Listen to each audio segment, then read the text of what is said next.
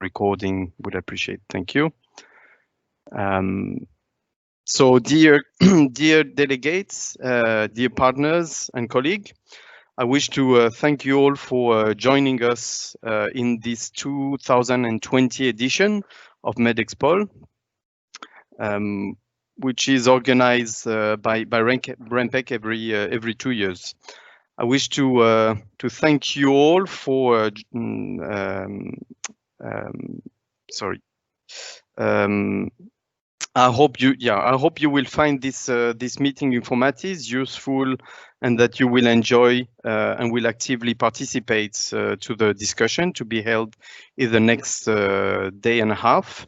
And I wish to express my appreciation and the one of RAMPEC team, as well as the project team, to the Secretariat General of the Sea, Secrétariat Général de la Mer, from France, who has been coordinating this project, Western Mediterranean Region Marine Oil and HNS Pollution Cooperation, which we call WESMOPOCO. And I will invite now my colleague to project the video recording of the speech of the Secrétaire Général de la Mer, Denis Robin, who is unfortunately cannot join us today, but he has left us a message. So Phyllis, if you can project the video, thank you.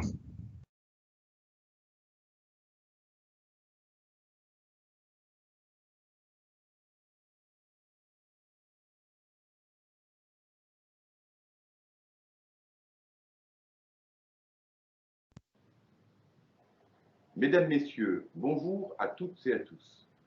Au nom du consortium WESMOPOCO, je tiens à remercier chaleureusement le RAMPEC pour l'organisation de cet atelier et la DG ECO pour son soutien financier à ce projet durant près de 2 ans. Je remercie également les autorités monégasques et le secrétariat de l'accord Ramoge qui avaient initialement accepté d'accueillir avec générosité cet événement. Les circonstances actuelles nous ont contraints à une séquence virtuelle, mais je sais que cela n'entachera pas la qualité de vos travaux.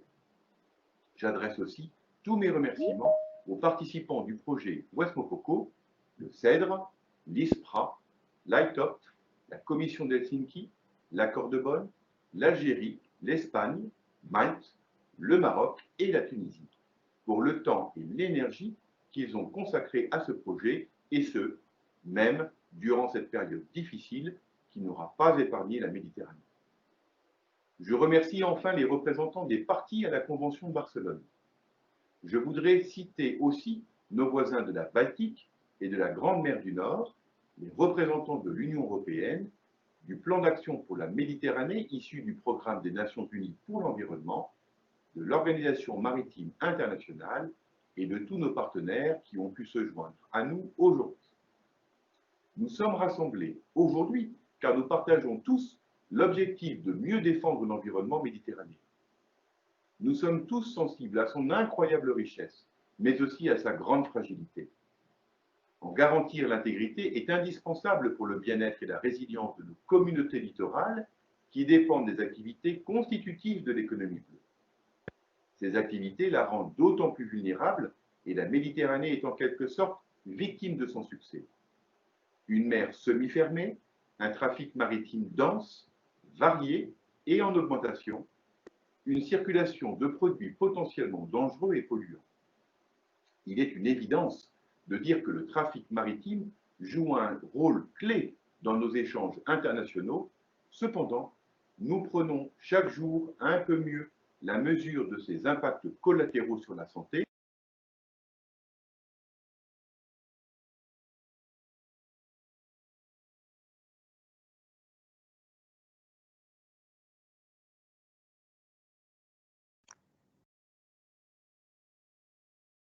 We have an issue with the video.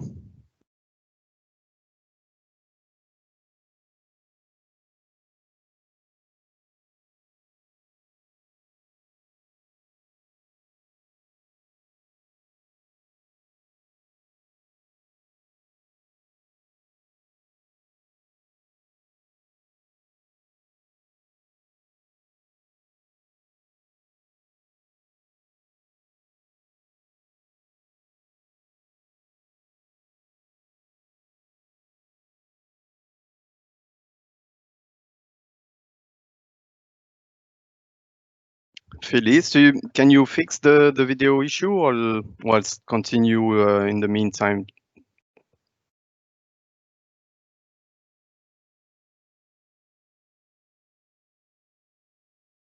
There's still no sound.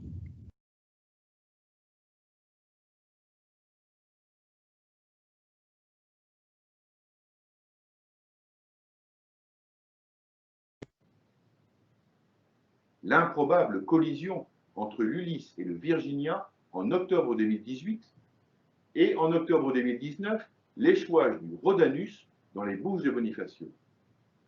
Nous avons aussi connu le naufrage du Grande America dans le golfe de Gascogne en mars 2019, faisant craindre un temps une marée noire importante sur nos côtes, et cela a évidemment ravivé les souvenirs douloureux de l'Erika 20 ans plus tôt. Ces événements nous rappellent que le risque zéro en mer n'existe pas et confortent la nécessité de maintenir en permanence le plus haut niveau de préparation à l'intervention. En dépit de nos efforts de prévention et de préparation, le milieu marin reste soumis aux aléas climatiques qui contraignent de plus en plus les interventions. La préparation et la lutte contre les pollutions marines est ainsi une mission complexe qui demande des efforts et moyens constants et engage de nombreuses responsabilités tant en mer qu'à terre. En Méditerranée occidentale, nous pouvons nous féliciter d'un niveau de préparation élevé grâce à des moyens opérationnels disponibles au sein des capacités propres des États côtiers, ainsi que par des moyens et services conséquents mis à notre disposition par l'Agence européenne de sécurité maritime. Je citerai par exemple la surveillance satellitaire CleanSeaNet. Je voudrais aussi mentionner le mécanisme européen de protection civile et les experts de l'unité d'assistance méditerranéenne avec lesquels nous avons eu la chance de travailler dans le cadre de ce projet. Le de nos plans d'urgence multilatéraux fait partie intégrante de nos réponses.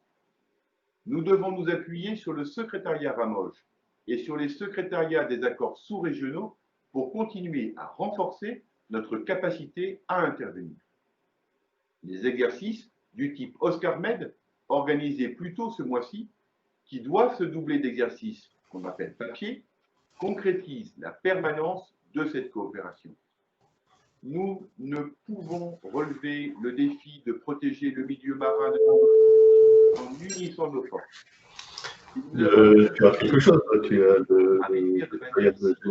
le risque de marée noire, le transport de produits chimiques présente de nouvelles difficultés pour la lutte anti-pollution. En effet, si les pollutions par hydrocarbures frappent par leur visibilité les populations et nos autorités politiques, les pollutions chimiques, souvent invisibles, peuvent être les plus nocives et appellent une intervention dans le temps long. Nous manquons encore de connaissances quant à la réaction des produits chimiques divers mélangés au milieu marin et devons poursuivre les études et le recueil d'expertise scientifique. La diversification des moyens de propulsion qui accompagnent la transition écologique des navires est un défi supplémentaire à relever. De nouveaux carburants sont introduits, les biodiesels et bientôt l'ammoniac, mais aussi tous les carburants à faible teneur en soufre, nécessaires afin de respecter les normes internationales de réduction de l'émission de CO2. Je rappelle d'ailleurs que la France soutient fermement le projet de désigner la Méditerranée en zone CECA. Ces carburants, nous les maîtrisons encore mal, voire ne connaissons pas ou peu leur comportement en cas de déversement dans le milieu marin. L'échouement en août dernier du Wakashio, au large de l'île Maurice, a bien montré les difficultés de l'intervention sur ces carburants. Les dommages irréparables sur le milieu marin et côtier et le préjudice pour les populations locales nous poussent encore à continuer nos efforts et mis en lumière les problématiques en aval de la restauration des littoraux et du traitement des déchets. Cet événement a aussi montré une mobilisation internationale de solidarité avec les autorités mauriciennes et confirme que la coopération seule peut nous permettre de répondre aux accidents de forte ampleur. C'est tout le sens du projet West Mopoko. renforcer l'existant en partageant les bonnes pratiques et en faisant avancer notre cadre de coopération en Méditerranée. C'est un honneur et une fierté de présenter devant des États de l'ensemble de la Méditerranée et à tous nos partenaires les résultats de 2 ans de travail et d'efforts. J'espère que les outils que nous avons développés et testés pourront servir à l'ensemble de notre communauté internationale. Et je me réjouis tout particulièrement du travail remarquable effectué par l'équipe du projet sur le guide HNS, très attendu, et je le sais, déjà partagé au-delà de la Méditerranée. Bravo, bravo pour cette exemplarité et cette diffusion des connaissances et d'expériences. Et je tiens à ce que nous puissions continuer ensemble sur cette voie et que nous puissions, en équipage, mettre en pratique les propositions de West Mopoko afin qu'elles se concrétisent et se poursuivent à travers d'autres actions et projets.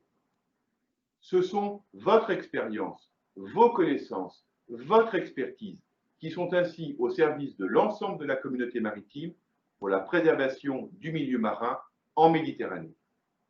Vos travaux durant ces 2 jours seront, je le sais, à la hauteur de cette ambition. Je vous souhaite un très bon atelier et des échanges fructueux.